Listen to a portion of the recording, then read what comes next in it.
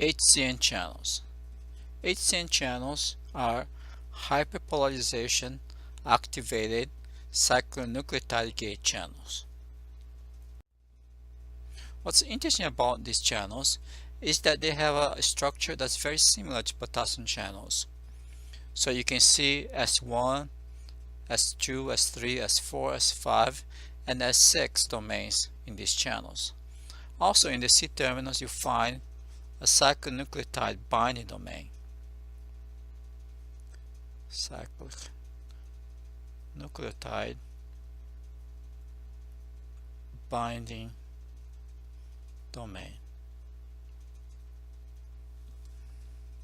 So if you look, for example, in B, the S4 domain, you can see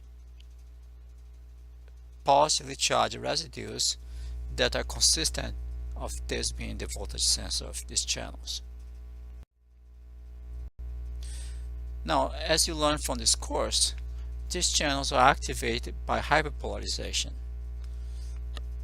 And here are voltage clamp traces from cells expressing either a mouse MHCN1 or a mouse MHCN2 subunits in epithelial cells called HEC293 cells.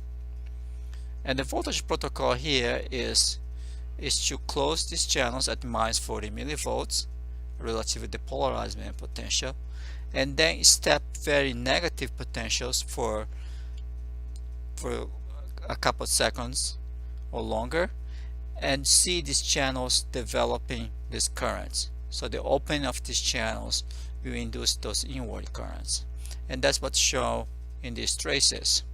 You can see that these channels open relatively slowly, take several hundreds of milliseconds for these channels to open, and you can see this magnitude of these currents are larger the more hyperpolarized is the main potential of these cells.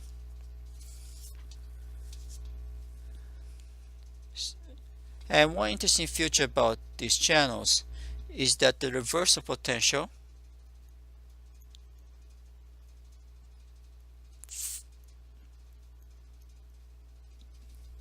is about minus 30 millivolts or so. That's because the relative permeability of sodium over potassium is about 0.25. That means that these channels you not only allow permeation of potassium, but also in some degree some permeation of sodium ions. And that's why these channels, when open, you tend to depolarize the cell to about minus 30 millivolts or so. These channels are called hyperpolarization activated cyclonucleotide gate channels because cyclonucleotides are able to bind to the C-terminals of these channels in the cyclonucleotide bind domain and modulate the activity of these channels. You can see in this figure some traces or the current voltage relationships in control conditions and also in the presence of intracellular cyclin P at 10 micromolar. You can see that 10 micromolar cyclin P will shift the conductance or open probability of these channels to open to the right. And you can see in B the dose response for this effect. Concentration as low as 0.1 micromolar cyclin P all the way 10 micromolar cyclin P is able to elicit changes in open probability of these channels. So these channels are voltage dependent.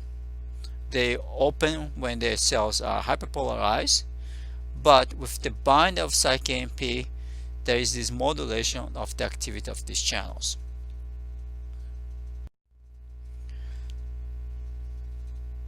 One interesting question is how these channels are able to open when the cells hyperpolarize.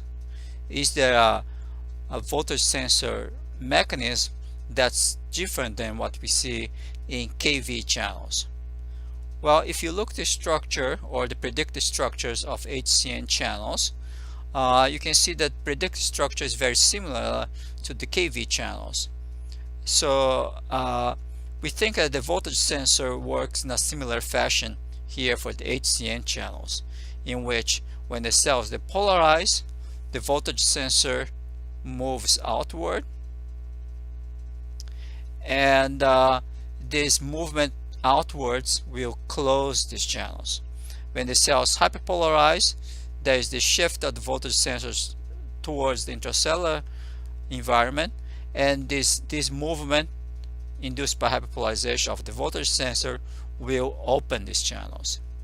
So in some fashion, the characteristic of these channels to be able to open with hyperpolarization is not because the voltage sensor is very different, but because the voltage sensor is able to elicit opposite changes on the gaining of these channels.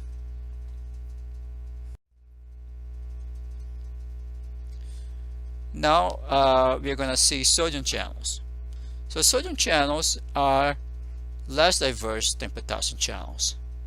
There is at least 10 different types of sodium channels that has been now cloned. And when we talk about those 10 different types of sodium channels, we refer to the alpha subunits.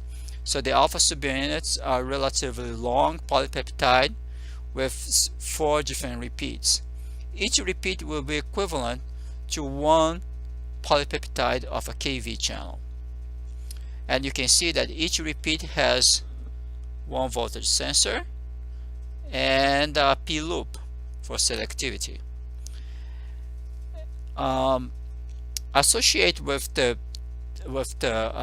alpha subunit, there is beta subunits that you can see it doesn't form the pore of these channels, but somehow modulate the activity of these channels.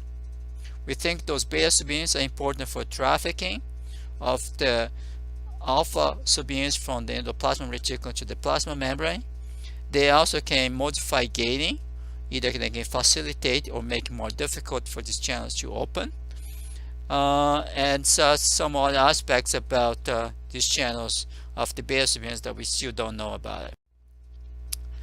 The structure of voltage-gated sodium channels is shown again in this figure, and you can see this IFM motif that's involved in fast inactivation or any type inactivation of these sodium channels.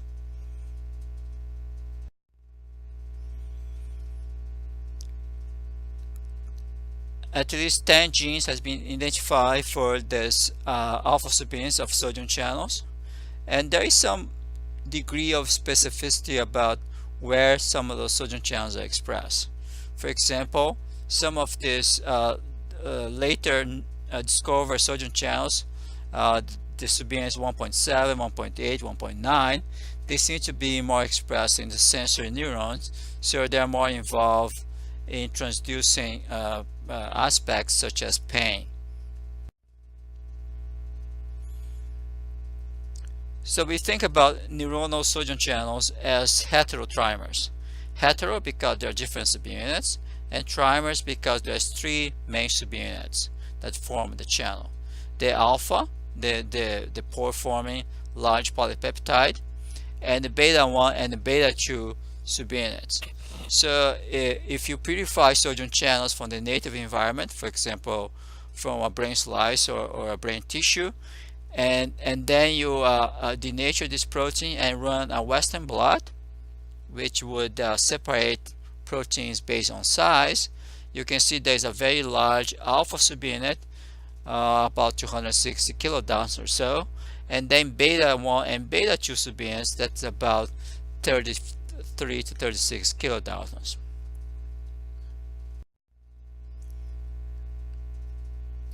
There's a number of diseases that has been mapped to mutations of sodium channels. Here's a table showing a few of them, and you can see that some mutations on sodium channels can elicit diseases such as epilepsy, neonatal convulsions, and also very prominently congenital indifference to pain or erythromalgia as well. And this is something that we are going to be discussing in our discussion sessions.